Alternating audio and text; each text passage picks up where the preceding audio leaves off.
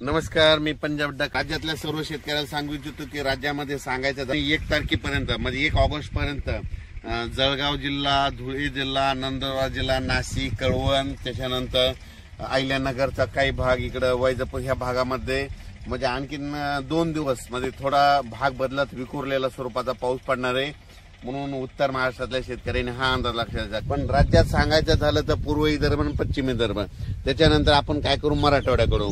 मराठवाड्यामध्ये परभणी जिल्हा, हिंगोली जिल्हा, लातूर जिल्हा, नांदेड जिल्हा, वाशिम, त्याच्यानंतर बीड जिल्हा, धाराशिव जिल्हा, सोलापूर जिल्हा या भागामध्ये आणखीन आजच्या दिवस थोडं वातावरण राहणार आहे. मात्र 1 तारखेला मात्र मराठवाड्यात ठिकठिकाणी असं चांगलं 1 ऑगस्टला सूर्यदर्शन घडणार आहे, म्हणून हा अंदाज लक्षात घ्यायचा. त्याच्यानंतर आपण वळू पश्चिम महाराष्ट्राकडे. पश्चिम महाराष्ट्राकडे देखील आज आणि उद्याचे दिवस सरी त्या चालूच राहतील. पण 2 तारखेपासून तिकडल्यामध्ये पश्चिम महाराष्ट्राकडे 2 ऑगस्ट पासून तिकडे देखील चांगलं सूर्यदर्शन होणार आहे. म्हणून डाळिंब शेतकऱ्यासाठी आनंदाची बातमी, म्हणून द्राक्ष शेतकऱ्यासाठी आनंदाची बातमी.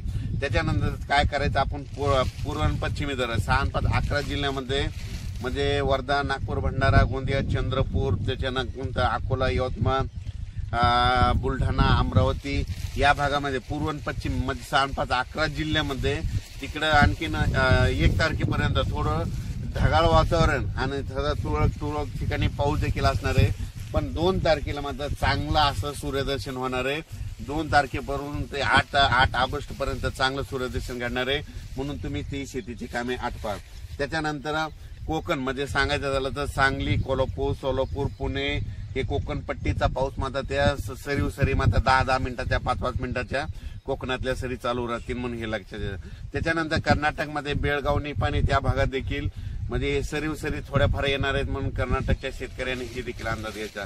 पण राज्यात परत तुम्हाला सांगू इच्छितो की आता परत 1 ऑगस्ट पासून ते 8 ऑगस्ट पर्यंत काय होणार आहे, चांगलं सूर्यदर्शन होणार आहे. पावसाचा जोर कमी होणार आहे. मग पाऊस नंतर राज्यात कधी येणं, शेतकऱ्याने कधी कामं करून घेतली. तर शेतकऱ्याला सांगू इच्छितो की तुम्ही काय करा, 8 ऑगस्ट पर्यंत तुम्ही शेतीची कामे करा. पण 8 ऑगस्टला तुम्हाला सांगतो की पाऊस कोणत्या प्रकारे कोणत्या भागात येणार आहे. 8 ऑगस्टला तुम्हाला सांगतो कर्नाटकमध्ये बेळगाव, निपाणी तालुका, त्याच्यानंतर सातारा, सांगली, कोल्हापूर, सोलापूर, त्याच्यानंतर पुणे, त्याच्यानंतर अहिल्यानगरचा दक्षिणेचा भाग, त्याच्यानंतर सोलापूर जिल्हा पूर्ण, त्याच्यानंतर धाराशिव जिल्हा पूर्ण, लातूर जिल्हा पूर्ण, परभणी जिल्हा, त्याच्यानंतर बीड जिल्ह्यात जामखेड पर्यंत, त्याच्यानंतर इकडं नांदेड, यवतमाळ या भागामध्ये हा पाऊस येणार आहे 9 ऑगस्ट नंतर, म्हणून हे अंदाज लक्षात येतात. अचानक वातावरण बदल झाला तर लगेच एक मेसेज दिला जाईल.